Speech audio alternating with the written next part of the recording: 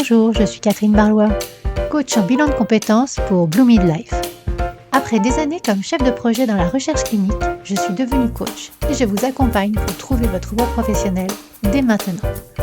Bienvenue dans ce podcast où je partage avec vous, seul ou avec mes invités, des conseils, des expériences, du coaching dans la bonne humeur. Alors, on est parti pour l'épisode du jour.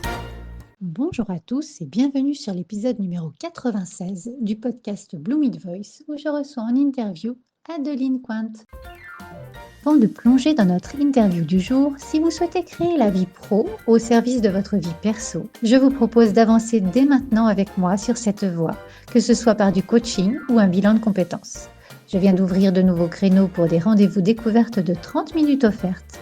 Je vous laisse suivre le lien Calendly que je mets dans le descriptif de ce podcast. C'est aussi simple que cela. À très bientôt. Alors, aujourd'hui, je reçois Adeline Cointe, fondatrice de O comme 3Com.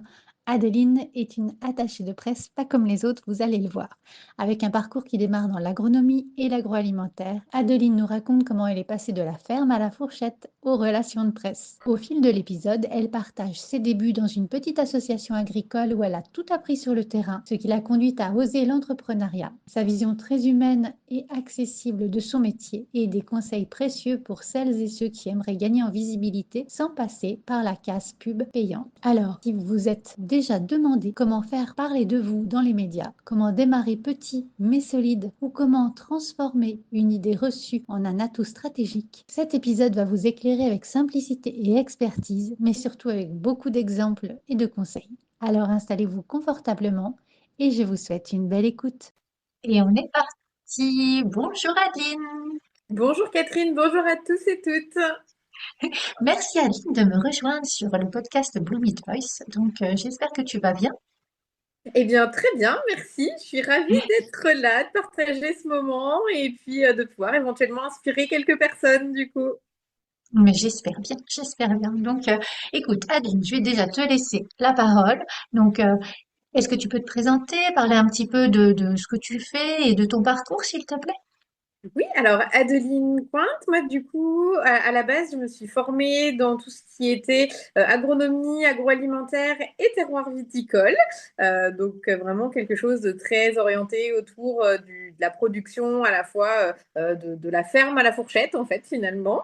Et après, moi, j'ai complètement changé de métier. Donc, on va explorer ça aujourd'hui dans Tout à l'épisode fait. du jour.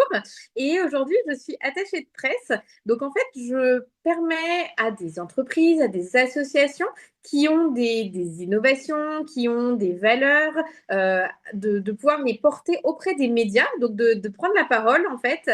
Donc, je sollicite les journalistes pour trouver les meilleures opportunités de prise de parole.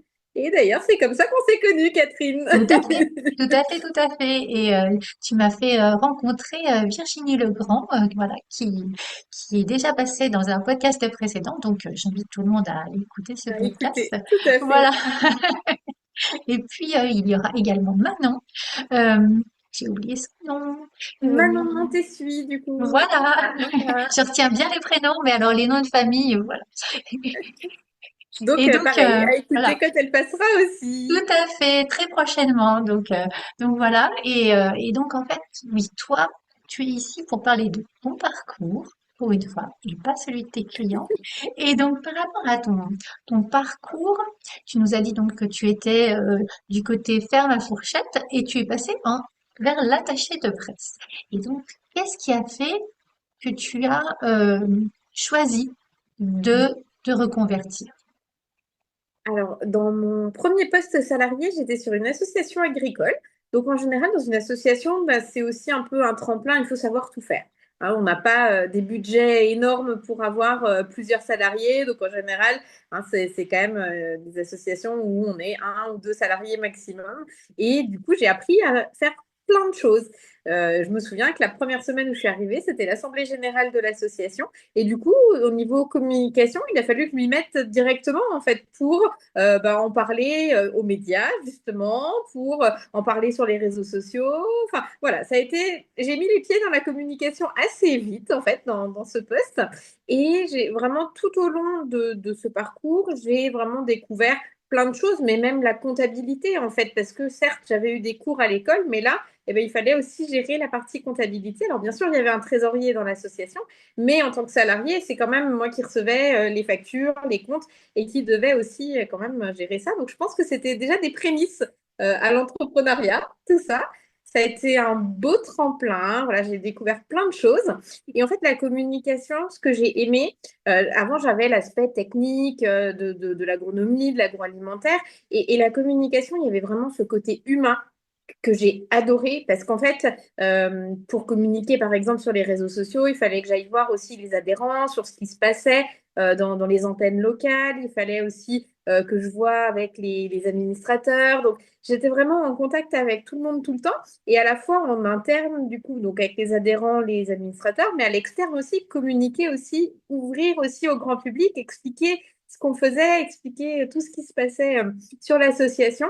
Et vraiment, ce côté humain m'a énormément plu. J'ai vraiment, vraiment aimé ça. Et je me suis mise vraiment bien à le faire. Et en fait, dans mon deuxième poste salarié, donc là, c'était dans une école agroalimentaire, une école où on formait des fromagers. Et bah, du coup, vu que j'avais acquis cette compétence en communication, en plus de la partie justement agroalimentaire, bah, c'est pour ça que j'avais été recrutée. Donc déjà, c'était une première force de se dire que j'avais la double compétence et c'est pour ça que j'avais été recrutée. Et je faisais à la fois la partie un peu, on va dire, commerciale, même si c'est pas financier, mais en tout cas de remplissage des classes, de recrutement des futurs élèves fromagers. Et puis cette partie communication interne, externe, donc pareil, les réseaux sociaux, je faisais aussi bah, des événements, je faisais les relations avec les médias, enfin voilà, vraiment toute la communication qu'on pouvait faire pour cette école et qui se rejoignait aussi du coup le commercial. Plus on la faisait connaître, plus aussi potentiellement, je pouvais aussi avoir d'élèves dans les classes. Et ce poste-là, en fait, je pense qu'il était peut-être un petit peu surdimensionné et je faisais vraiment beaucoup de choses. Après, je disais oui. Enfin, moi, je suis aussi du genre à dire oui aux opportunités, à ce qui se passe. Et je pense que j'ai un peu trop dit oui, qu'à un moment donné, je me suis oubliée et que du coup, ça a été le trop-plein. Et je me reconnaissais plus, j'étais irritée tout le temps. Enfin, c'était vraiment devenu compliqué pour moi. Et du coup, bah, à la fin c'était un CDD, enfin, j'ai eu plusieurs CDD et à la fin du dernier CDD, j'ai dit, bah non, du coup, là, j'arrête, c'est trop, c'est trop pour moi. Et à ce moment-là, bah, c'est posé la question de qu'est-ce que je fais, qu'est-ce que je deviens. Donc, j'ai quand même passé des entretiens dans la filière dans laquelle j'étais, en agronomie agroalimentaire. Et il y avait quelque chose qui venait un petit peu me titiller aussi, c'était l'entrepreneuriat. Et ce qui est drôle aussi par rapport à l'entrepreneuriat, c'est qu'en fait, ma maman et ma sœur sont très créatives, elles font beaucoup de choses de leurs mains, elles ont toujours fait des choses incroyables et je leur ai toujours dit, mais oh, faut que vous créiez votre entreprise, ce serait super. Voilà. Et en fait, j'avais l'impression, moi, en n'étant pas aussi créative qu'elle, en n'étant pas aussi douée de mes mains, j'avais l'impression de ne pas avoir de savoir-faire parce que pour moi, l'entrepreneuriat, c'était peut-être les produits, c'était quelque chose de tangible et j'avais pas forcément imaginé que l'entrepreneuriat, ça pouvait être du service aussi. Et j'avais cette espèce de syndrome de l'imposteur en me disant, bah non, mais en fait, voilà, maman et ma soeur peuvent être entrepreneurs et pas moi. Et vu que je leur disais, ben, en fait, peut-être que c'était pour me préparer moi-même. En fait, je pense aussi que je leur disais, ah, vous pourriez créer votre entreprise. Maintenant, avec le recul, je me dis finalement, c'était peut-être à moi-même que je le disais. Et donc, à la fin donc, de ces deux postes salariés, quand la question s'est posée, que j'ai quand même passé des entretiens, je me suis dit, bah, allons-y. En fait, c'est aussi le moment de pouvoir me mettre à mon compte.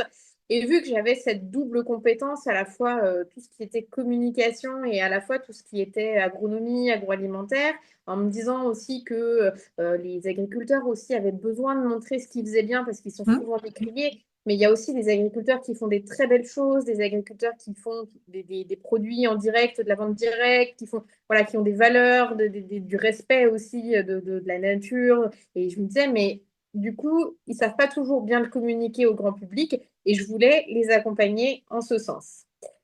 Donc, je me suis dit, bon, bah, je me laisse 1 an pour créer mon entreprise. Je vois un petit peu avec les organismes de créer l'entreprise, faire les premiers données chiffrées. Enfin, voilà, j'essayais de me donner 1 an.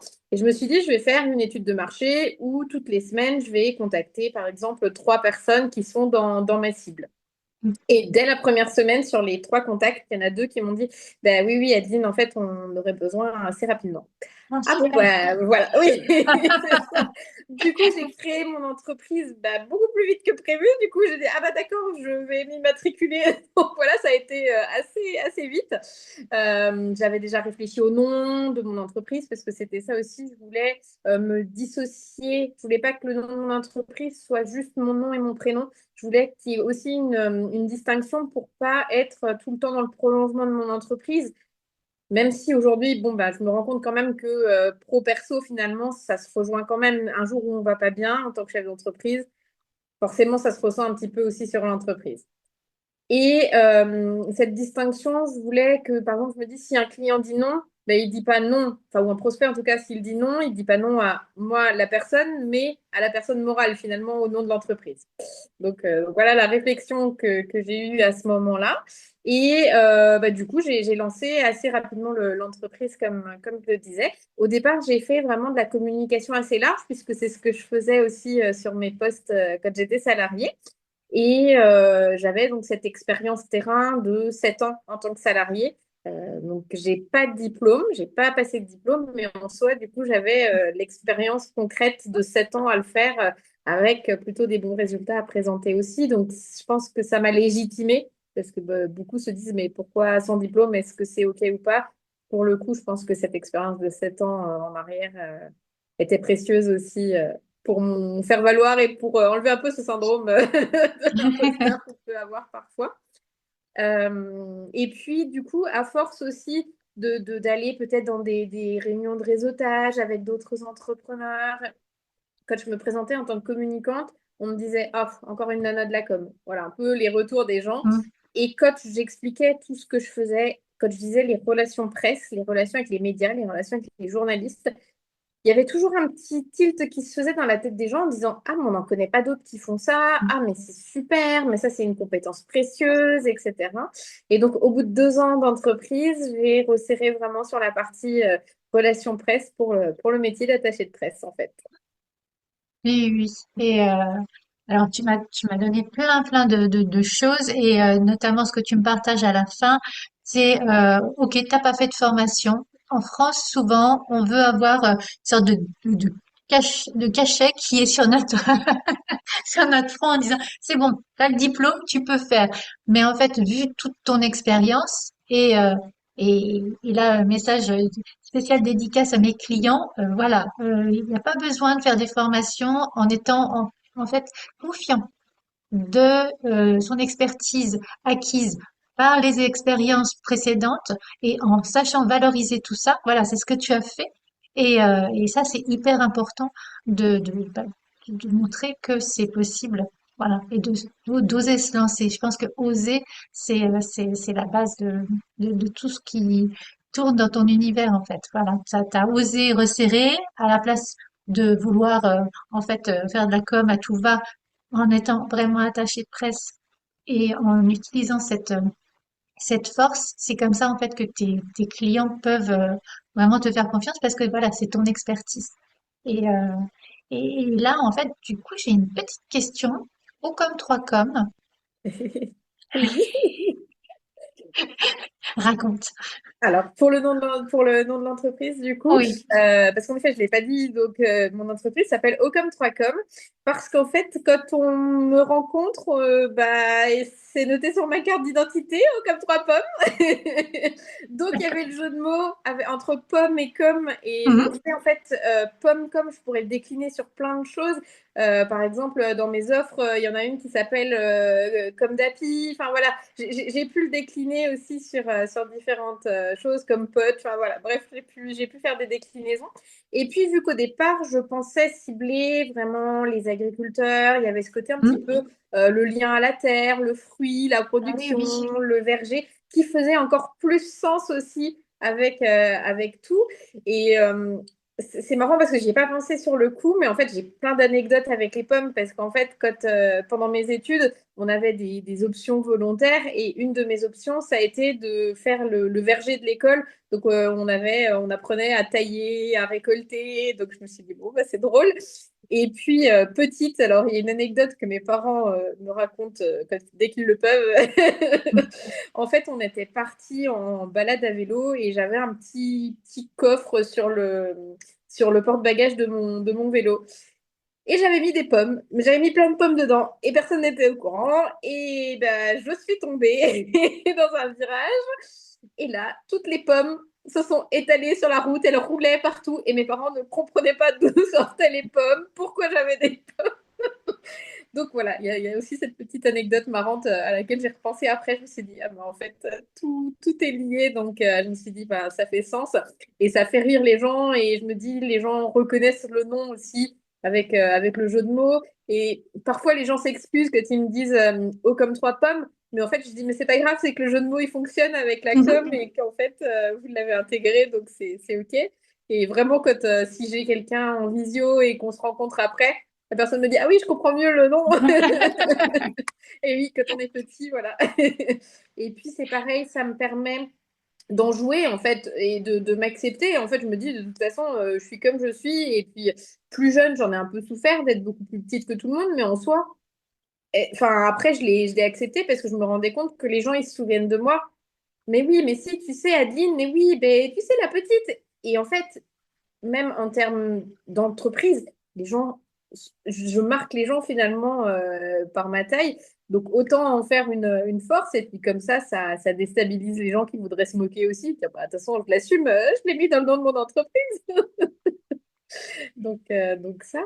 Et puis par rapport à ce que tu disais tout à l'heure, le côté oser, c'est vrai que ça, je pense que c'est le premier pas finalement d'oser, mais pour oser, il faut se faire confiance. C'est tout ce que tu disais, hein, je te rejoins vraiment là-dessus aussi, c'est de se connaître. Et par rapport à ce que tu disais aussi, on est certes une nouvelle personne dans notre nouvelle vie, mais on a tout un bagage avant qu'il faut utiliser. On ne l'oublie pas, on n'efface pas toutes les années qu'on a passées avant de se reconvertir. Et au contraire, c'est qu'est-ce qu'on en fait. Il y a même des gens qui, des fois, se disent, ben, moi, je me lance dans l'entrepreneuriat, mais j'ai pas de réseau.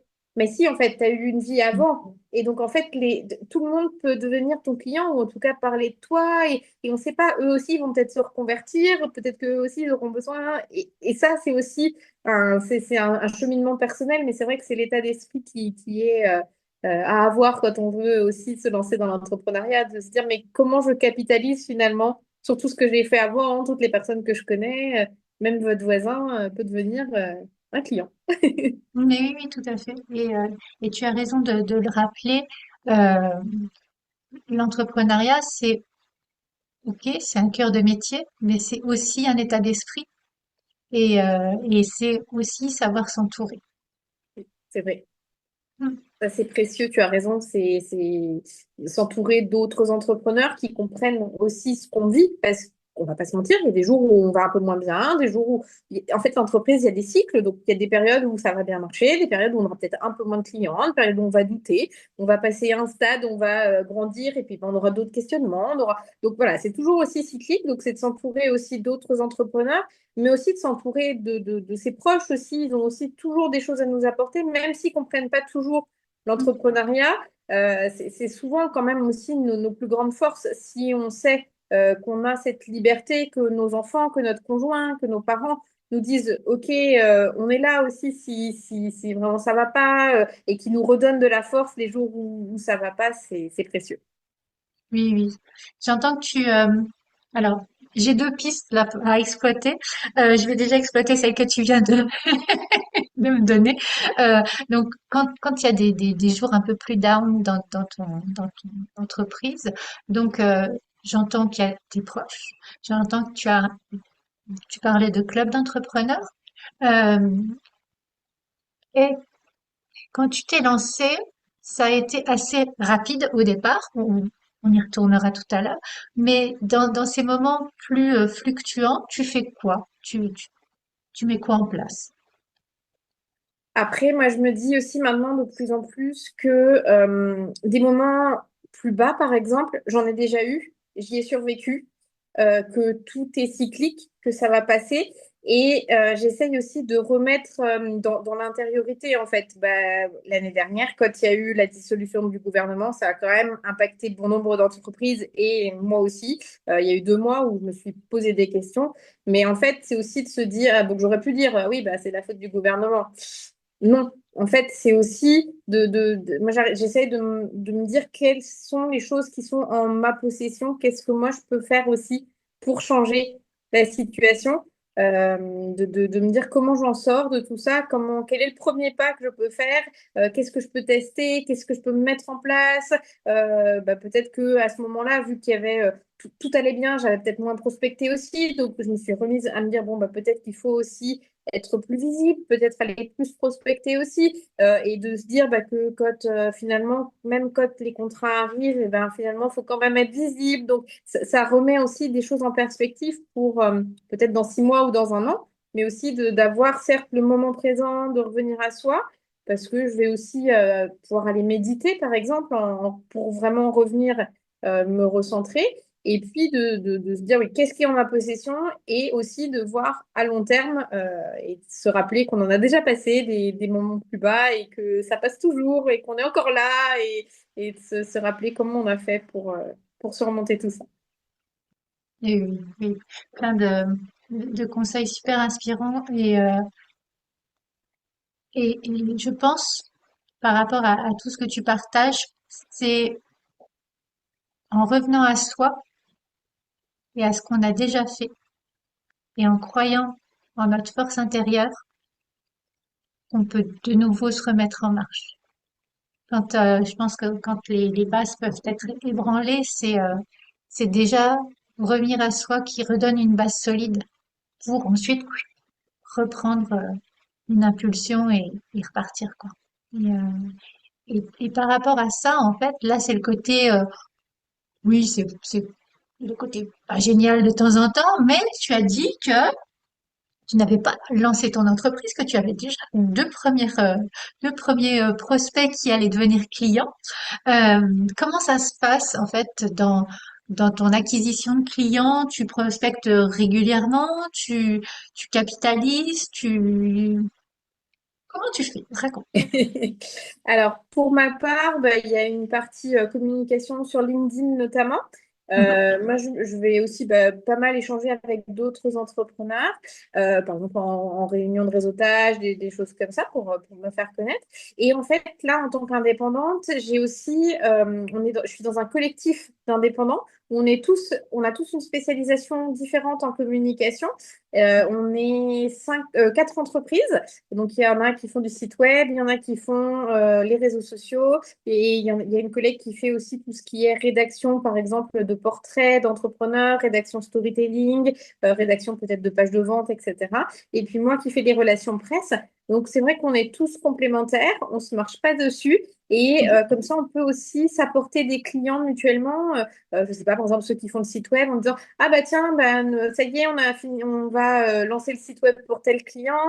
Bah, est-ce que donc de solliciter la collègue qui fait la rédaction, est-ce que toi tu serais disponible pour les prendre pour la rédaction?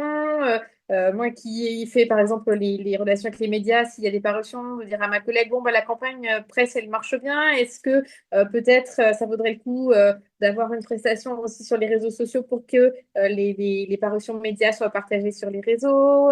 Donc ça, c'est aussi une belle force d'acquisition. Et puis, bah, comme je te disais, septembre-octobre l'année dernière, ça a été assez calme. Donc, du coup, je me suis remise aussi à prospecter petit à petit. Alors, je le fais pas de façon régulière, mais enfin, pas en me disant j'en fais 4 par semaine ou je sais pas, mais en tout cas régulièrement quand même dans le sens où je veux pas laisser sans rien et j'aime bien tout le temps avoir quand même un cycle d'acquisition de clients qui se fait. D'accord. Et ta cible préférentielle, tes clients de cœur, tu les as, voilà. C'est plutôt quel style, quel type, dis-nous tout. Aujourd'hui, mes clients de cœur, ça va être des entreprises qui ont une nouveauté, qui apportent quelque chose au monde et qui permettent aussi de voir l'avenir meilleures, entre guillemets. Donc, ça peut être soit des valeurs sociétales, ça peut être aussi des valeurs environnementales, ça peut être donc des associations, des entreprises. Et puis, j'ai aussi, par exemple, des auteurs indépendants ou sur des petites maisons d'édition qui n'ont pas d'attaché de presse et qui aussi me sollicitent. Donc, j'aime bien les auteurs qui ont aussi des changements sociétaux, des auteurs qui ont vécu des choses compliquées. Je sais que j'ai deux autrices qui ont vécu une le cancer de sa sœur qui avait 21 ans, une son propre cancer et qui ont écrit aussi dessus. Donc je pense qu'il y a tout cet aspect sociétal, social et puis environnemental qui me plaît à valoriser aussi dans les médias. Et c'est aussi des sujets de société puisque du coup ça va aussi intéresser les médias. Parce que les médias, on ne peut pas non plus leur proposer quelque chose de déjà vu et revu. Bon, ils vont en avoir marre. Donc, c'est aussi toute cette nouveauté, tout ce qui est fait différemment pour voir le monde meilleur demain pour mes clients. Et oui, il y a une portée, il y a beaucoup de sens dans ce que tu partages. Et tu travailles uniquement sur la France, uniquement sur une région, comment c'est? Ou la francophonie, ou le monde entier. Alors, je travaille principalement partout en France. Hein, ça, Mhm. j'ai pas de distinction géographique. Moi, je suis basée à Besançon, mais du coup, je connais les médias en fait de toutes les régions et puis de pas mal de verticales métiers aussi. Je pense que je connais pas mal de médias. Et puis après francophonie aussi. Alors, j'ai pas trop de clients à l'international pour le moment, mais tout ce qui est Belgique, Suisse, voilà, j'ai eu aussi les contacts des médias là-bas notamment. Donc, c'est pareil, c'est OK aussi de bosser de toute façon à distance. Aujourd'hui, on a cette Oui, c'est chance pratique. de pouvoir faire le maximum de choses dans nos métiers de service. Oui, oui, j'imagine. Et donc, toi, juste parce que on peut tous avoir une autre vision de ton métier d'attaché de presse. Voilà. Au quotidien, c'est comment, ou à la semaine, enfin, c'est, euh, quelles sont en fait les grandes missions autour de ton cœur de métier? Tu as raison de dire qu'on peut tous avoir des perceptions différentes et c'est ça que j'aime aussi de pouvoir prendre la parole pour en parler parce qu'on n'est pas beaucoup à le faire dans les collègues. Donc je crois que c'est important aussi de montrer notre vision. Après, c'est ma vision et puis peut-être que d'autres collègues ont aussi d'autres visions. Donc pareil, n'hésitez pas à vous renseigner quand vous rencontrez des métiers. Le but, donc, c'est vraiment de solliciter les médias pour avoir des parutions pour les clients, pour que les clients puissent prendre la parole dans les médias. Donc, en fait, moi, je vais rédiger déjà, par exemple, un communiqué de presse. Le communiqué de presse, en fait, c'est une sorte de pré-article. Je dis ça pré-article parce qu'en fait, il faut que ce soit écrit de façon journalistique pour que le journaliste puisse soit l'utiliser en l'état pour faire son article, soit s'en servir de base pour faire son interview. Donc, c'est D'accord. pour ça qu'il faut qu'un communiqué de presse respecte aussi quelques normes journalistiques avec une hiérarchie d'informations particulière, avec des titres qui ne sont pas des titres qu'on pourrait mettre dans un article de blog pour changer de paragraphe. En fait, c'est la continuité. Donc, voilà, il y a des petites subtilités en termes de nombre de pages aussi. En général, on dit un communiqué de presse, c'est une page parce que pour le communiqué de presse, on a souvent tendance aussi à dire un communiqué de presse, une idée pour que on ne s'éparpille pas. Parce qu'en fait, si on fait beaucoup trop long, on va parler de plusieurs choses différentes et le média ne saura plus où il en est, on va le perdre et du coup, on risque aussi d'avoir moins de parutions si on ne synthétise pas. On sait aussi que l'information aujourd'hui, ça va vite. Les rédactions, les journalistes reçoivent peut-être 100 à 200 mails par jour avec des communiqués de presse, des infos dans tous les sens. Donc, eux, il faut qu'ils aillent vite aussi à l'essentiel avec qui, quoi, où, quand, comment, pourquoi, pour pouvoir savoir si le sujet peut s'insérer ou pas dans la ligne éditoriale, savoir s'ils peuvent le traiter, savoir s'ils ont le temps prochainement ou si ce sera plus tard. Et ce communiqué de presse, donc je vais en faire quelque chose, hein, il va falloir que je l'envoie aux journalistes. Et pour cela, je vais faire un sourcing des médias qui sont pertinents en fonction du sujet. Donc, est-ce que c'est un média économique? Est-ce que c'est un média environnemental? Est-ce que c'est un média on va dire, lifestyle avec de la déco, du voyage, des choses comme ça? Est-ce que c'est les médias peut-être d'un département aussi, en fonction de là où est l'entreprise, où l'action se situe? Je vais vraiment réfléchir à tous les médias qui seraient intéressants pour le sujet.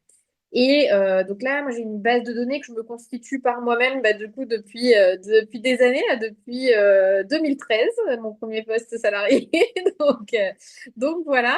Et donc, c'est-à-dire qu'il y a aussi des journalistes que je connais depuis ce moment-là. Mais depuis tout à l'heure, je dis aussi journaliste, mais en fait, c'est pas que les journalistes, parce que on a dit qu'on s'était connus comme ça, que je t'avais Tout à présenté fait. d'abord Virginie. C'est aussi les podcasteurs. En fait, le podcast, c'est un média. Les newsletters sont un média aussi. Voilà, c'est d'imaginer tous les supports qui diffusent de l'information et où ça pourrait être pertinent, parce qu'en effet, je vais quand même bien réfléchir. Est-ce que là, c'est pertinent pour cette personne, ce média, ce journaliste? Et si oui, comment le média peut s'approprier le sujet? Parce que pour un même communiqué de presse, on aura peut-être plusieurs façons d'en parler, plusieurs points de vue, en fait, pour que le journaliste, le podcasteur puisse s'en emparer. Donc, je suis aussi tout le temps en veille des nouveaux médias qui vont sortir, en veille des podcasts. Tout à l'heure, tu me disais, mais du coup, comment tu m'as connue en off?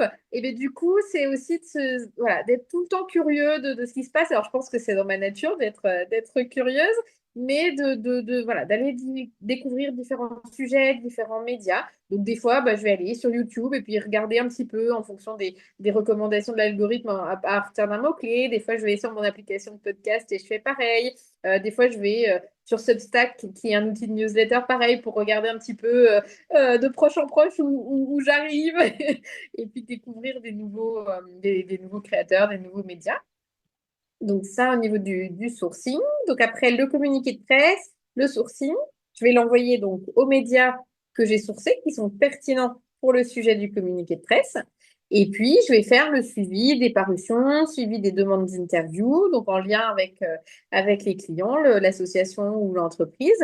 Et puis, de faire un peu des fois de veille s'il y a des fois des concurrents ou s'il y a quelque chose d'approchant sur une autre verticale métier pour voir aussi où les articles tombent et puis aller peut-être des fois rebondir aussi en disant, bah tiens, là, tu as parlé de telle personne, peut-être que mon client peut aussi t'intéresser. Donc, je vais vraiment aller regarder tout l'écosystème là des médias, des parutions.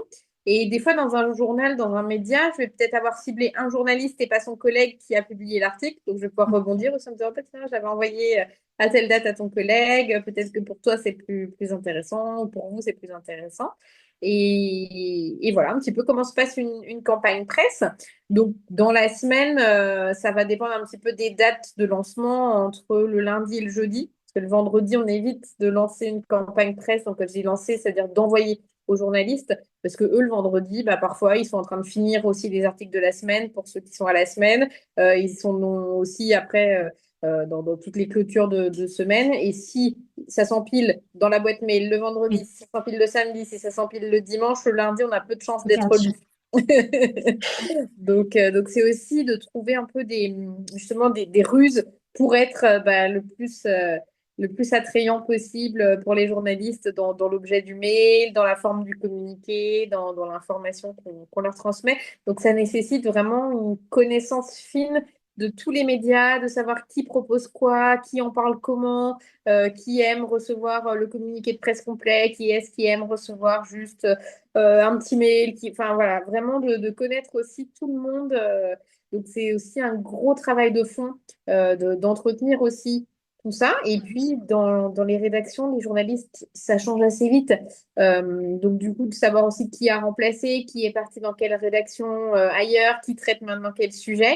Et puis bah, pareil, les podcasts, des fois, les podcasts se sont arrêtés. Donc c'est quand même d'aller aussi toujours jeter un œil aux podcasts qu'on a, par exemple, dans la base qu'on se crée, de savoir si ils sont toujours actifs, s'ils sont en pause, et puis voir si ça vaut le coup ou pas de les solliciter, s'ils n'ont pas déjà eu quelqu'un sur le sujet, parce que les podcasts, c'est encore plus important, parce que des fois, dans un média, on se dit, bon, bah, il y a déjà eu ce sujet un petit peu, on peut le tourner autrement. Des fois, dans un podcast, vu qu'on va plus en profondeur, si on a vraiment deux entrepreneurs qui se ressemblent beaucoup, s'il y a déjà eu quelque chose avant, c'est peut-être un peu moins pertinent aussi. Et dans tes missions, en fait, euh, donc, j'entends que tu fais beaucoup de veille par rapport à des sujets qui intéressent tes clients.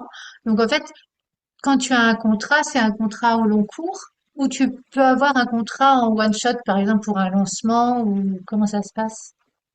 Alors, les relations presse, c'est vrai que normalement, c'est mieux au long terme parce qu'en fait, bah, les médias, des fois, on va envoyer le communiqué de presse sur un sujet et ils vont peut-être le prendre 6 mois après parce que l'opportunité, elle sera faite et que bah, ils auront gardé le mail parce que ça, il y a un système quand même d'archivage aussi. Donc, ils gardent les experts qui voient passer, même si c'est pas publié sur l'instant. Donc c'est plutôt du long terme. Par contre, moi, j'ai fait ce choix volontaire de me dire, je veux aussi que le maximum de personnes puissent y avoir accès. Et bah, ça reste quand même un budget de se dire, bah, on fait 3 ou 6 campagnes dans l'année. Donc du coup, j'ai fait le choix d'accepter une campagne en one shot parce que justement, comme tu le disais, la création d'une entreprise, d'une association, un lancement, ben, c'est pertinent et pour autant, il n'y a peut-être pas d'autres sujets qui vont tomber.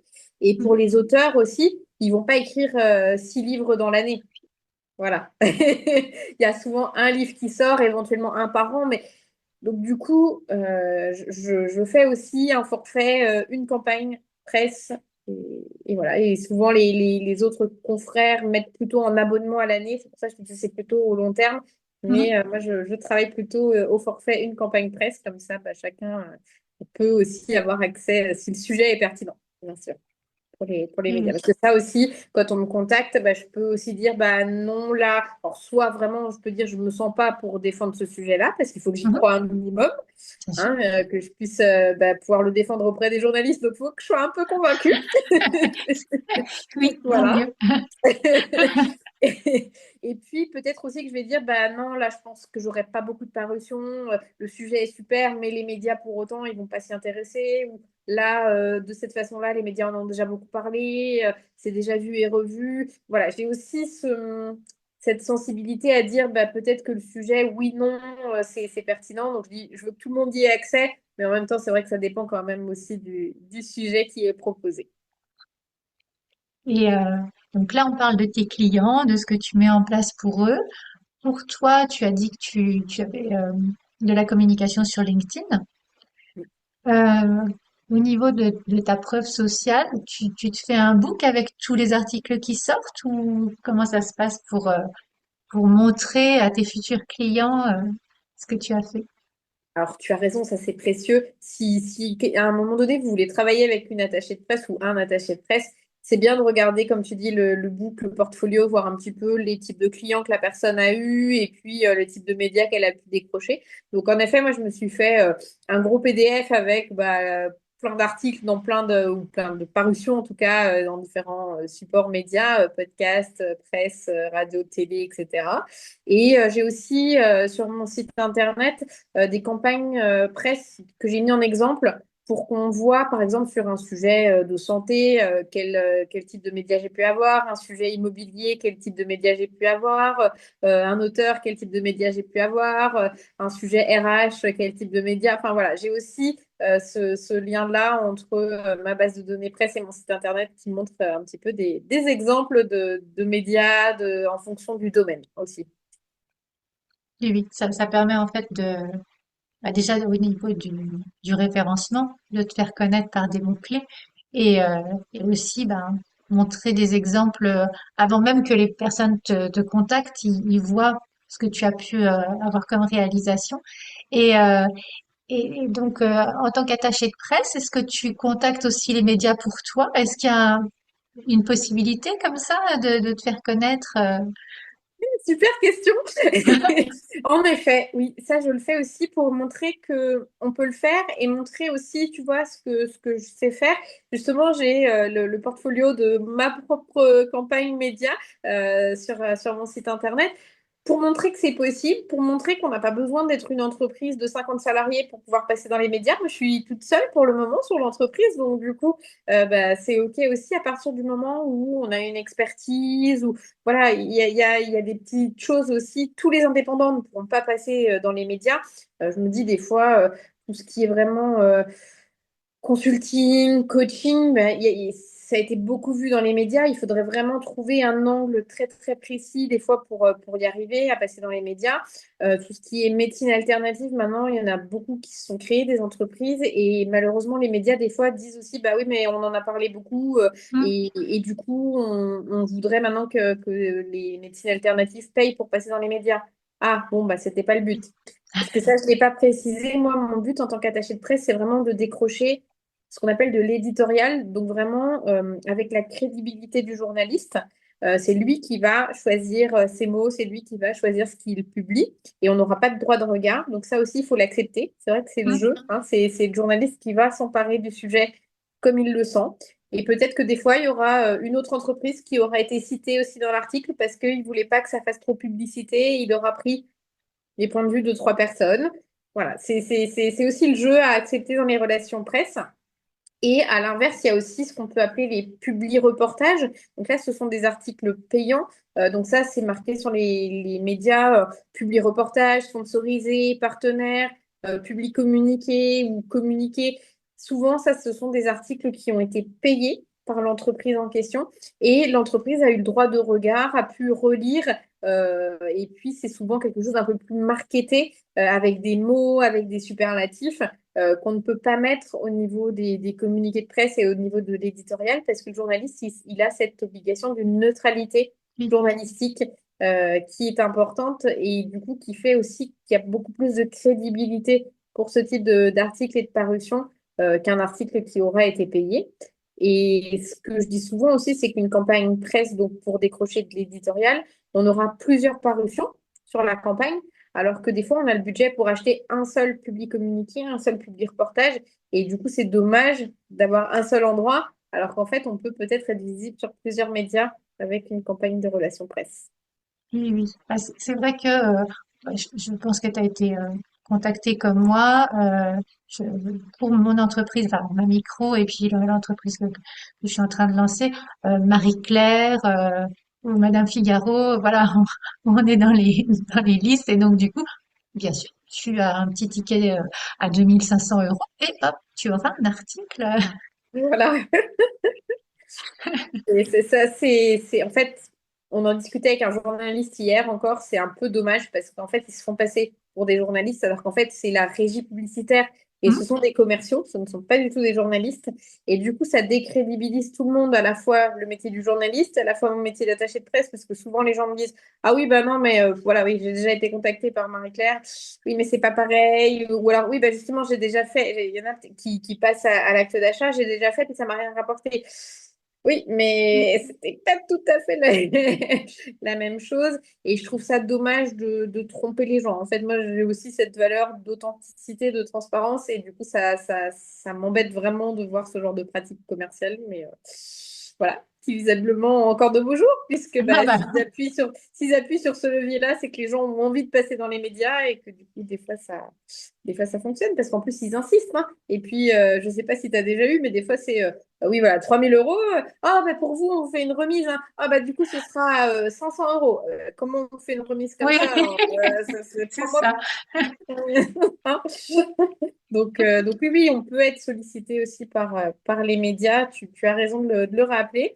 Et je ne sais pas si j'ai complètement répondu à ta question précédente. Je suis désolée pour tout ce qui était ma propre communication dans les médias. Donc oui, je fais aussi des sollicitations pour moi bah, en tant qu'attaché de presse parce que les gens connaissent pas toujours le métier. Donc il y a beaucoup de podcasts qui s'intéressent, comme tu l'as fait aussi en me Mhm. disant, mais je connais pas Mais trop bien sûr. comment ça se passe. Et souvent, en plus, ça arrive même des fois tout seul comme toi, aussi, où je propose un client qui me dit, mais toi, du coup, je Voilà. voudrais. Donc c'est des beaux cadeaux pour moi que j'accueille volontiers parce que j'ai aussi à cœur de diffuser le métier d'attaché de presse, de montrer aussi. Souvent, on en a une image très élitiste aussi du métier d'attaché de presse. C'est que pour les grandes entreprises, etc.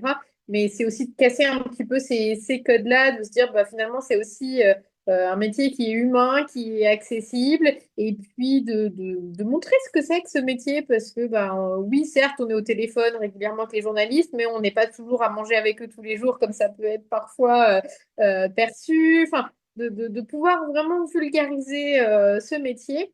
Et en plus, aujourd'hui, les réseaux sociaux, il y a aussi quand même beaucoup de monde sur les réseaux. Tout le monde le dit, on a moins de visibilité. Donc, si ça peut donner l'idée aussi d'avoir d'autres moyens de communication aux personnes, bah, c'est avec plaisir pour moi de pouvoir en parler. Et je fais aussi des fois des campagnes un peu plus ponctuelles. Je ne sais pas si je participe à un salon en tant qu'exposant. Là, je vais organiser un webinaire avec une collègue. Alors, peut-être que le webinaire sera déjà passé quand l'épisode sera diffusé, mais un webinaire sur Wikipédia, en fait, pour créer sa page Wikipédia. Parce Mhm. que une page Wikipédia, vu que c'est une encyclopédie, il faut qu'il y ait une valeur encyclopédique, il faut qu'il y ait aussi des parutions dans des médias nationaux espacés de 2 ans, je crois. Enfin voilà, il y a pas mal de critères assez stricts. Donc avec une collègue qui est spécialisée sur la rédaction de pages Wikipédia, on va faire un webinaire. Et ben là, je vais faire une campagne presse pour en parler. Je sais que j'avais fait une campagne presse pour moi aussi, à un moment donné où j'avais fait un webinaire sur le crowdfunding. Donc les plateformes de financement participatif, quand on lance une campagne de financement participatif, et les médias, parce que justement, ça peut être l'opportunité, une campagne de financement participatif, d'en parler aux médias, de faire une campagne presse. Donc, quand j'avais fait ce webinaire, eh ben, j'avais fait Inception et j'avais moi-même fait une campagne de relations presse pour ce webinaire-là. Voilà. C'est aussi un peu d'imaginer toutes les perspectives possibles et montrer un peu bah, l'étendue de ce que je sais faire avec moi-même, du coup, pour montrer que ça fonctionne pour tout le monde. Oui, oui, oui. En fait, tu donnes pas l'impression, mais tu montres ce qui est possible au niveau de, mon ancien patron disait une cross-fertilisation.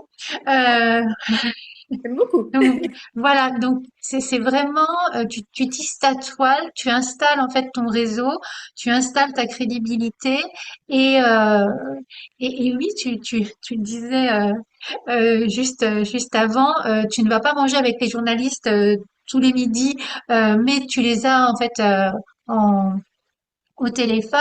Et donc ce réseau que tu t'es construit avec les journalistes, tu l'entretiens comment avec LinkedIn, où en fait tu les suis par rapport à leur parcours, ou il y a d'autres façons de les connaître. C'est En fait, je pense que j'ai beaucoup de curiosité par rapport à tout ça. Avec plaisir pour en parler. Moi, du coup, dans mon fonctionnement, je sais que j'ai pas mal d'autres collègues qui font autrement, qui justement vont déjeuner avec les journalistes, mais moi, en n'étant pas sur Paris, enfin, j'ai pas non plus ce besoin d'aller tout le temps non plus avec eux. Je me dis en plus que leur temps est précieux. Et j'ai pas envie de les embêter tout le temps non plus. Donc en effet, LinkedIn, il y en a que je suis, à qui je vais pouvoir aller aimer leurs publications par rapport à un article spécifique, des fois proposer aussi des apports à ce qu'ils ont fait comme article. Des fois, je vais aussi lire leurs articles et puis leur renvoyer un petit mail en disant ah, mais ça, c'était super. Et parfois même rebondir aussi en disant ah, mais cet article-là, je l'ai lu. Bah, du coup, j'ai un client aussi qui fait telle ou telle chose. Peut-être que ça peut être sympa.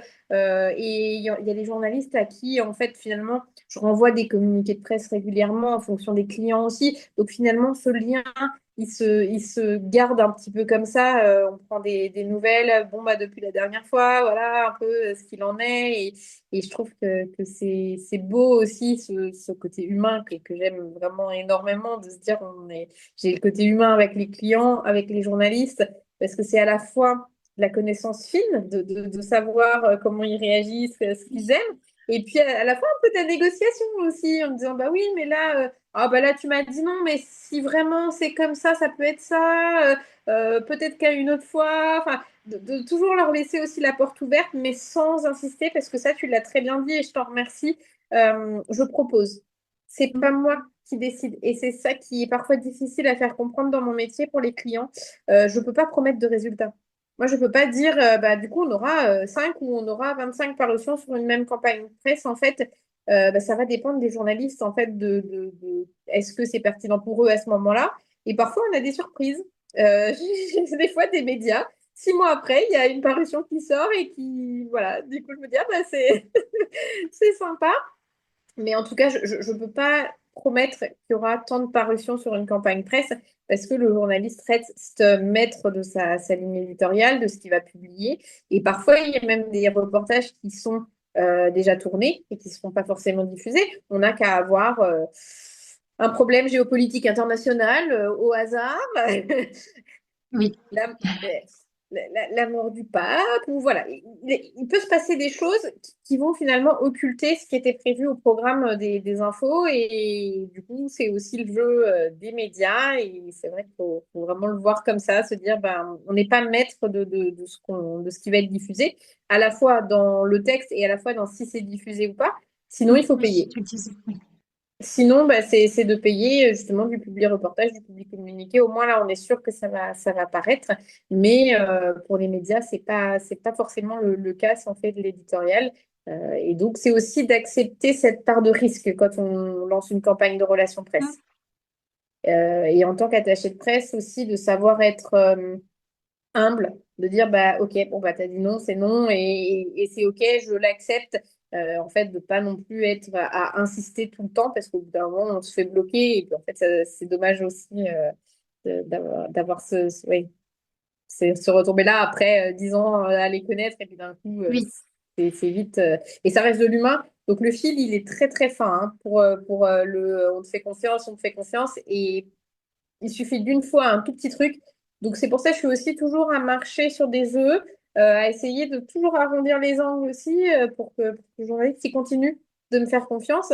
Et je sais que par exemple, il y a un sujet que j'ai pas pris d'un prospect parce que la personne, elle avait une pensée unique en fait. Et en fait, elle voulait absolument oui, tout le monde se rallie à sa cause. Alors c'est beau, mais en même temps, je sentais que la façon de faire, ça aurait été sur un plateau avec un journaliste. Le journaliste avait tort, le journaliste avait tort, tout le monde avait tort, et il y avait que cette personne qui avait raison. Et j'avais un peu peur que les journalistes, après, ils me disent, bah ouais, mais la personne que tu m'as envoyée là, voilà. Donc c'est aussi d'être un peu sur le fil en permanence entre le client et le média. oui, oui, oui. Oui, en fait, tu maîtrises pas du tout la sortie des articles. Donc, par rapport à tes clients, en fait, c'est c'est une enfin, oui, c'est une obligation de moyens, mais pas de résultat. Mm. C'est exactement ça, tu as tout compris. On a un code de déontologie au niveau des attachés de presse qui nous régit. Et en effet, c'est une obligation de moyens et pas de résultats. On ne pourrait pas dire bah, la facturation, à la fin, elle se fait en fonction du nombre d'articles qu'on a eu. C'est plutôt un forfait. Donc, en effet, bah, soit un forfait mensuel, soit un forfait par campagne, comme moi je fais, euh, par campagne presse avec un sujet. Mm. D'accord. Et tu l'as dit tout à l'heure, en fait, il peut y avoir pas mal d'idées reçues par rapport au métier des relations de presse et attachés de presse.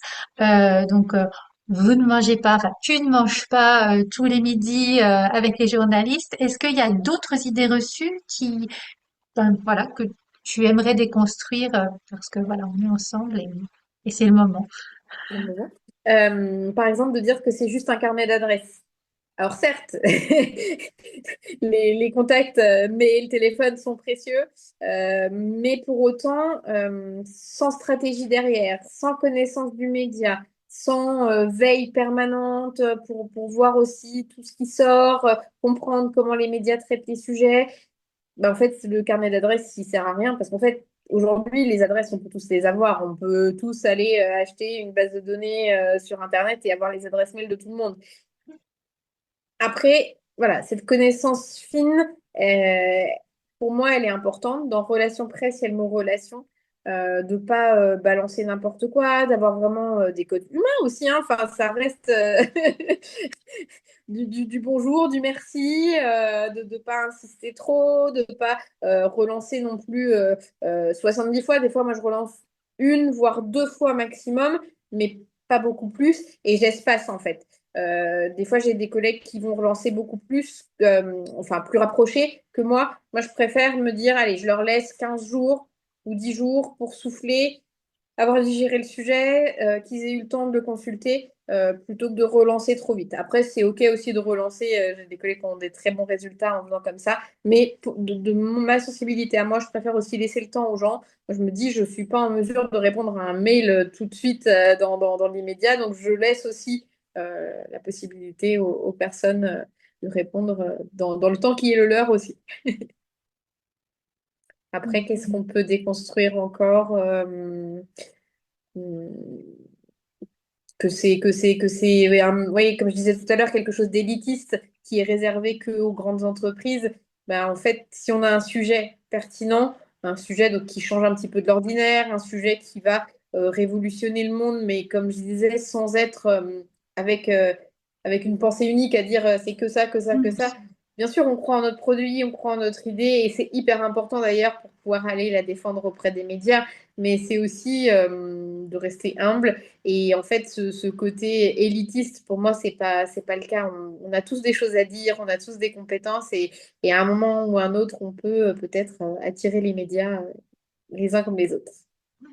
Oui. Et, euh, et donc là, en fait, ce que tu nous as partagé, c'est qu'on peut tous avoir une visibilité médiatique si on suit en fait une stratégie. Parfois, le mot stratégie peut dire, ouh là là, voilà, on est un stratège, il peut y avoir une connotation négative, mais en fait, c'est simplement le fait de suivre un plan d'action, de, de, de, de raisonner chacune des étapes et de bien les organiser avec une professionnelle comme toi. Euh, J'entends que certains petits entrepreneurs peuvent ne pas avoir un budget.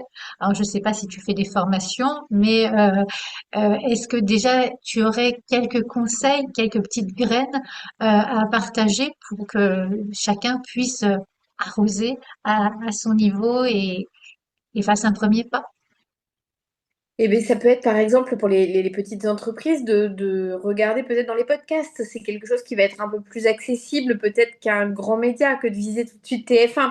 Donc ça peut être de faire un petit sourcing des médias, des podcasts par exemple, en se disant bah, ah, tel entrepreneur, oh, elle est passée dans tel podcast, comment moi je peux y aller? Peut-être de faire un récapitulatif aussi des compétences, un récapitulatif de la façon dont on peut parler de vos entreprises, de se dire bah, peut-être sous la façon d'un de vos clients, peut-être comment vous changez les choses, peut-être aussi de viser la presse locale en premier aussi, de se dire bah, ça va être j'ai créé mon entreprise par exemple et d'expliquer un petit peu ce que vous faites, pourquoi vous êtes différent, pourquoi faire appel à vous. Ça peut être pour les médias locaux une super ressource de dire bah, il y a une nouvelle entreprise qui s'est créée. Ils aiment voir aussi le dynamisme local donc, de trouver aussi comment on peut s'insérer, que ce soit les podcasts ou la presse locale, ça va être de les consulter quand même, de regarder un petit peu,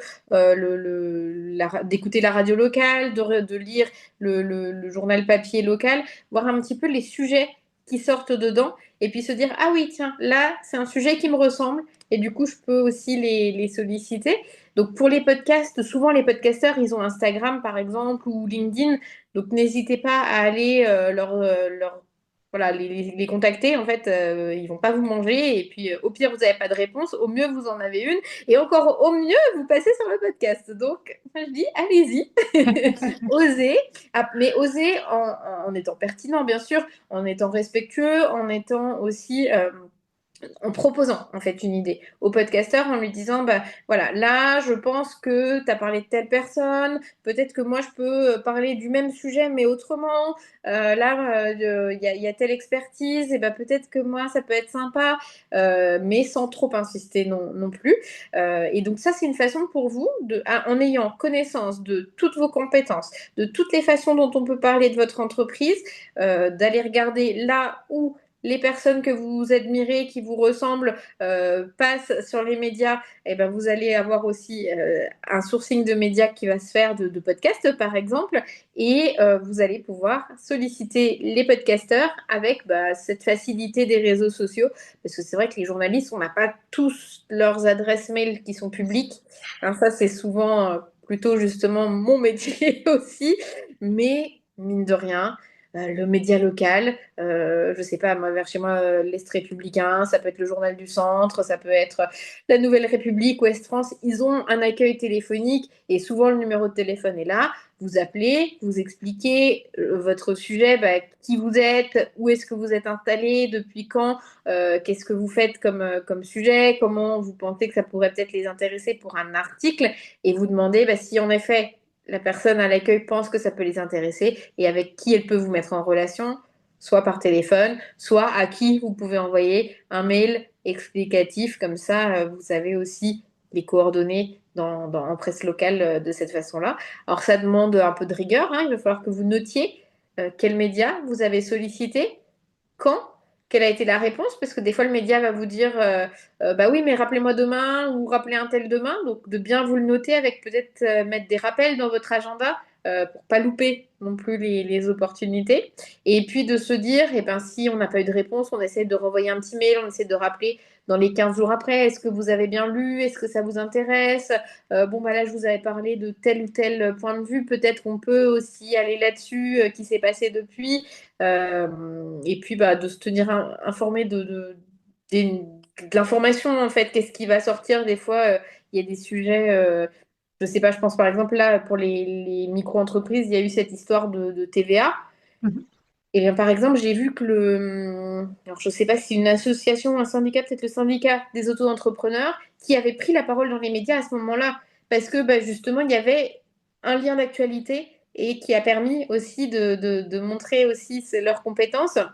Et il y a d'autres entreprises qui ont la compétence de créer des entreprises qui justement ont aussi pris la parole en expliquant la différence entre le statut en société et le statut en micro-entreprise. Et c'est aussi grâce à un fait d'actualité de pouvoir aller rebondir des fois sur ce que vous faites. Et puis, il y en a d'entre vous, dans ceux qui nous écoutent, qui vont peut-être faire un salon, qui vont participer à une exposition, et donc, du coup, de pouvoir aussi en parler aux médias. De ne pas se décourager, parce que peut-être qu'ils n'en parleront pas, mais à force de vous voir passer, bah, peut-être qu'à un moment donné, ils auront besoin de vous, et peut-être même que ce sont eux qui vont arriver à vous directement, en fonction de votre expertise aussi, en disant, ah tiens, là, on pourrait peut-être la solliciter, cette personne-là. Et d'autant plus si vous le faites vous-même, en le faisant comme ça, en les sollicitant régulièrement quand vous avez des petites actus, vous n'avez rien à perdre. C'est vrai que quand on travaille ensemble, autant que le sujet soit pertinent, parce que je serais très mal de vous avoir facturé une campagne presse et qu'il y ait vraiment zéro parution. Donc c'est aussi peut-être allez-y au début par vous-même, comme tu disais Catherine, pour tester, pour faire les premiers pas dans les médias et voir un petit peu comment ça réagit.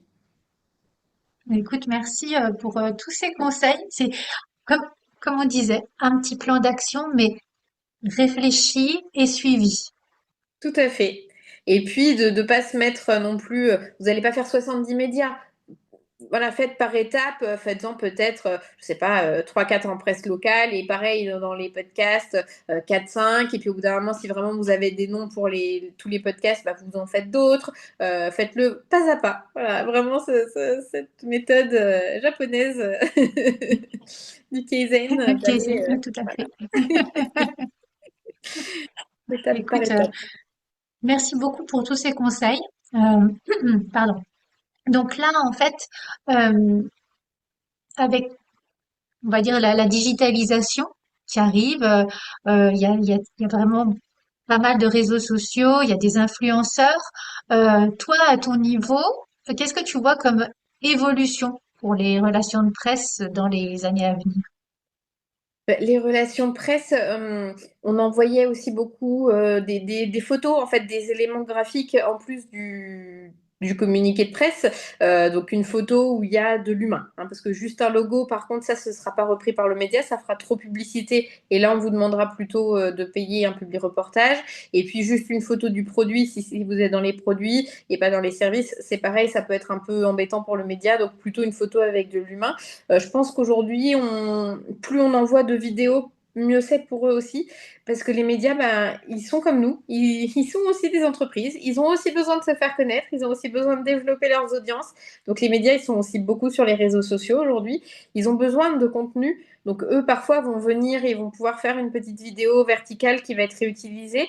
Mais si vous en avez déjà quelques-unes qui sont pas trop promotionnelles aussi, faut pas qu'il y ait votre logo partout, qu'il y ait des superlatifs partout dans la vidéo, mais ça peut être aussi des éléments dont eux vont avoir besoin de plus en plus pour alimenter leurs réseaux sociaux et essayer de varier aussi les formats entre du vertical, de l'horizontal, selon s'ils vont publier sur un média type blog ou sur les réseaux sociaux. Avec les réseaux sociaux, on peut avoir par contre cette tendance, cette envie à aller solliciter un journaliste directement sur son réseau social. Alors attention, parce que parfois c'est leur réseau personnel, même s'ils publient des fois leurs articles, ça peut rester leur réseau personnel aussi. Donc on n'envoie pas un communiqué de presse, on balance pas ça comme ça dans les messageries des journalistes. On demande quand même, est-ce que mon sujet peut vous intéresser parce que j'ai vu que vous aviez parlé de ça, parce que votre média traite ça ou ça, voilà, de contextualiser et de leur dire si c'est OK pour vous, est-ce que vous voulez bien me donner votre adresse mail pour qu'on en parle. Il y a cette crainte-là que les réseaux sociaux, on se dit c'est facile, finalement tout le monde est accessible, mais on fait attention quand même, le journaliste, il y a certains journalistes indépendants, mais il y en a qui sont salariés aussi, et donc si c'est leur compte personnel, ils n'ont pas toujours envie d'être dérangés dessus. D'autant que dans certaines rédactions, il y a aussi des fois des process, en fait, quand il y a un mail qui est envoyé, il va parfois être déjà redispatché aux bonnes personnes aussi dans la rédaction selon le sujet. Donc il y a le secrétaire de rédaction ou la personne à l'accueil ou qui gère la boîte mail générique qui peut aussi redispatcher. Il y a des fois des systèmes de classement aussi, d'archivage de dossiers avec des tags en disant expert de tel domaine, tel domaine, tel domaine. Comme ça, comme je vous disais, quand ils ont besoin, peut-être que les médias vont aussi vous rappeler grâce à ça en tapant un mot-clé et en remontant jusqu'à vous. Que dire aussi? Et puis, du coup, il y a aussi de plus en plus de nouveaux médias. Il y a aussi des médias sur Instagram, des médias sur YouTube. Et donc, je pense que c'est bien aussi de pouvoir garder cette curiosité-là de tous les nouveaux médias aussi qui se créent. Ça, c'est une magnifique opportunité. On se dit qu'en fait, un média qui démarre, il aura peut-être besoin justement d'experts. Et en fait, il aura besoin peut-être de vous plus facilement des fois qu'un média un peu plus établi et donc ça peut être une première opportunité pour vous aussi en regardant un petit peu tous les médias qui tombent sur votre sujet. Euh, on blâme beaucoup les algorithmes, mais mine de rien, dans ce cas-là, ils nous sont plutôt utiles parce que quand on va suivre un compte, on va peut-être en avoir de proche en proche un autre qui va nous intéresser au niveau médiatique notamment. Donc, n'hésitez pas à faire votre place aussi dans les médias par ce biais-là. Écoute, merci beaucoup, Adeline. C'est hyper riche tout ce que tu partages. Là, en fait, j'aurais besoin d'un dernier conseil, mais c'est plutôt par rapport à une personne qui se poserait la question d'entamer une reconversion dans dans ton domaine. Euh, Quel conseil tu lui donnerais? C'est de tester, hein. Enfin, je pense qu'on est tous pareils, c'est de voir si ça vous plaît.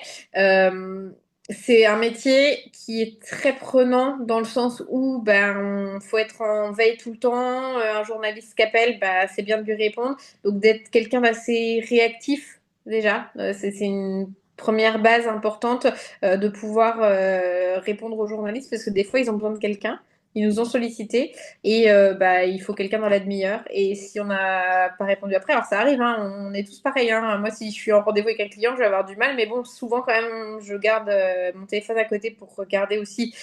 Sauf là, quand on enregistre un podcast, il n'y a aucune notification, il n'y a rien qui se passe. Mais voilà, peut-être que là, pendant qu'on enregistre, il y a peut-être des médias qui ont appelé, enfin, qui en tout cas, oui, ont contacté. Mais ce sera pour après. Et donc, d'être réactif. Et puis d'être assez audacieux, d'oser. Parce que tu vois, toi, on se connaissait pas. Et puis, quand j'ai découvert ton podcast, j'ai écouté plusieurs épisodes. Et c'est là que je t'ai proposé Virginie. Et c'est aussi j'avais aucune certitude que tu lirais mon mail parce que tu me connaissais pas, aucune certitude que tu me dirais oui. Et en fait, c'est ça aussi, c'est d'avoir cette audace d'aller vers l'autre. Donc, faut aimer quand même l'humain. C'est quand même, faut aimer le relationnel. Pour autant, alors, on dirait pas comme ça quand je le dis, mais je suis quelqu'un d'introverti, donc c'est-à-dire que mes ressources, en fait, introverti, extraverti, c'est plutôt comment on se ressource. Est-ce qu'on se ressource auprès des gens ou est-ce qu'on se ressource par nous-mêmes? Moi, je sais que je suis plutôt introvertie, je me ressource par moi-même dans les moments de calme et je sais que si je vois trop de monde, ça peut être compliqué. Au bout d'un moment, si toute la semaine j'ai vu 1000 personnes tout le temps, voilà, ça va devenir embêtant. Mais pour autant, il faut aimer les gens, faut aimer être dérangé aussi. C'est comment dire. Des fois, je suis sur un communiqué de presse pour un client que je suis en train de rédiger, donc je me focus, je fais que ça. Mais pour autant, j'ai un journaliste qui va m'appeler pour un autre sujet, donc il faut aussi accepter que le cerveau il soit obligé d'être un petit peu en switch tout le temps. Et puis, ouais, le contact humain, c'est vraiment, vraiment le principal. Et après, alors je sais pas s'il y a des confrères qui acceptent en stage, je pense aussi, ça peut toujours être intéressant. Moi, pour le moment, avec le statut de micro-entreprise, c'est un peu compliqué. Je travaille de chez moi, donc je suis pas sûre d'avoir le droit de prendre des stagiaires. Mais après, s'il y a d'autres personnes aussi qui acceptent de prendre un stage, je pense que c'est pas mal de voir la réalité aussi du terrain. Si on a une appétence à l'écriture aussi, parce que le communiqué de presse, bah, faut avoir quand même un petit peu une patte un petit peu journalistique aussi, entre guillemets, et savoir comment le rédiger et surtout essayer de pas faire de faute d'orthographe parce que c'est vrai que c'est vite arrivé, une coquille même des fois, et de bien se relire avant d'envoyer, d'être assez rigoureux parce que bah, d'envoyer le bon communiqué de presse au bon journaliste pour le bon client parce que bah, peut-être qu'on était sur un autre client, le journaliste a appelé, vous pouvez me renvoyer le communiqué de presse. Oui, mais du coup, on était sur l'autre client, donc on pense au client numéro un, on n'envoie pas le bon. C'est d'être assez rigoureux aussi dans les compétences. Euh, voilà, un petit peu ce que je vois comme ça là tout de suite à chaud. Et puis bah, avec plaisir pour en discuter aussi si jamais, si ça ouvre des vocations, avec plaisir. Écoute, c'est ce que j'allais te proposer, puisqu'on arrive doucement à la fin de cette interview. Si des personnes souhaitent te contacter, tu préfères par quel biais? Eh ben, écoute, si les personnes sont sur LinkedIn, avec plaisir pour LinkedIn. Et puis sinon, mon site internet est sorti là tout récemment. Donc bah, le site est disponible là pour prendre les contacts aussi. Donc il y a un formulaire de contact traditionnel et puis il y a un petit formulaire pour prendre rendez-vous aussi si vous savez déjà que c'est une prestation qui vous intéresse pour votre entreprise ou votre association. Eh ben, écoute, super. Merci beaucoup à toi. Avant qu'on se quitte, est-ce que tu peux me dire quelle phrase te garde motivée au quotidien? Oh, après, ouais, j'en ai plusieurs, mais de se dire vraiment que on passe pas plus de 5 minutes à ruminer quelque chose qui nous impactera pas dans 5 ans aussi, de se dire est-ce que mon chagrin du moment, est-ce qu'il sera toujours aussi terrible dans 5 ans? Ben, peut-être pas. Donc ça permet aussi de remettre les choses dans leur perspective et de se dire que tout passe en fait. Et le bien comme le pas bien, tout est cyclique. C'est aussi de se dire, de profiter du coup, quand ça va, d'en être conscient. Ça m'aide aussi de me dire, bah, ok, faut en profiter, c'est là, c'est maintenant, c'est la belle période. Et après, quand ça va, on vient de se dire, bah, c'est pas grave, ça passera. La vie, elle sait ce qu'elle nous apporte et on est en mesure de surmonter ce que la vie elle nous propose et on grandit, on trouve des solutions et on est encore plus fiers de nous après. Donc voilà un peu ce qui me permet aussi de tenir. Ben, écoute, merci beaucoup, Adeline, pour déjà ces deux phrases hyper inspirantes et toujours dans l'état d'esprit de l'entrepreneur, en fait, c'est ça, qui Oui, réussit à se ressourcer, voilà, avec c'est vrai. des racines solides. Et donc, merci aussi pour tout ce que tu viens de nous partager. C'était vraiment, vraiment très, très plein d'énergie, je dirais. Tu nous as communiqué ton énergie. Donc, merci à toi. Je te souhaite une très belle continuation. Je te dis à très bientôt. Eh bien, mille merci Catherine pour ton accueil et puis bah, merci pour tout et à tout vite. Belle journée. À bientôt. Si cet épisode vous a plu, n'hésitez pas à le liker, à le partager, à mettre 5 étoiles sur votre plateforme d'écoute préférée. Et je vous souhaite une belle semaine.